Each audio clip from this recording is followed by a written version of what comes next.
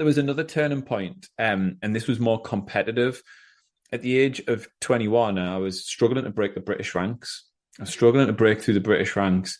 I was getting into the top five, top four, but I wasn't getting onto the international teams, the big international teams.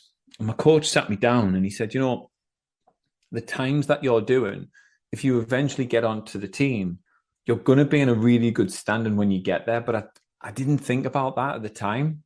So every competition I went to locally in the UK was a high level competition because all of the people ahead of me were in the top 15 in the world. So all the other four breaststroke swimmers. There was one day I'd gone from fifth to second. I'd made a team. I'd made a European team. And when I got to the European Championships in Ireland, I got through the heats into the semi-final and into the final. And it was the first time I realized that actually, often when we think we've got it tough, it's the tough bits that bring out the true athlete inside. I had this dogfight for years with these guys who were in the UK and I couldn't get on these international teams. Once I broke through, I wasn't just going and making the heats. I was going through and now starting to get close to the podiums. Your competition can be your biggest asset. If you use your competition, it can be your biggest asset, but you've got to let it in.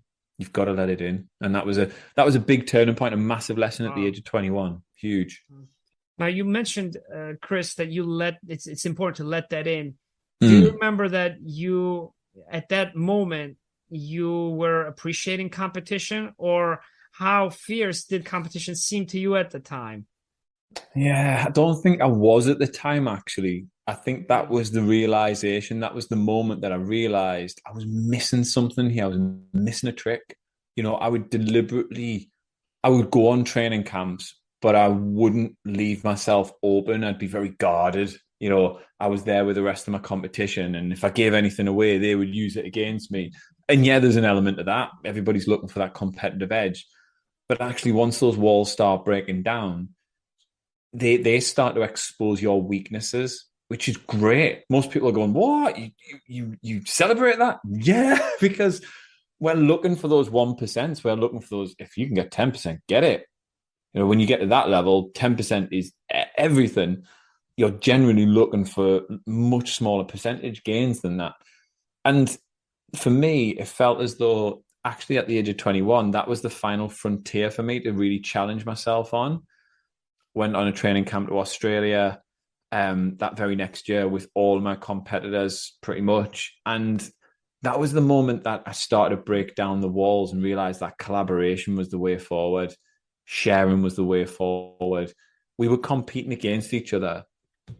And I remember being in one training session in Australia and the coach had just said to us, right, we're going to do this part of this set. I'd like you all to be within 3% of your personal best. Well, that's almost unheard of. That is such a challenge. Mm-hmm. And as we stood up and raced each other in this training session, I thought, we've got a world-class training session here. This is, I don't have to manufacture it. It's actually here. I'm racing world number 4 right next to us, world number 8 on the other side, world number 11 just on the inside of him. And I'm only breaking the top 20. And that was the moment that I thought, do you know what? I'm mixing it with the best here and I'm holding my own and I've got something to give. And yeah, I think those milestones are really important as you go through your career.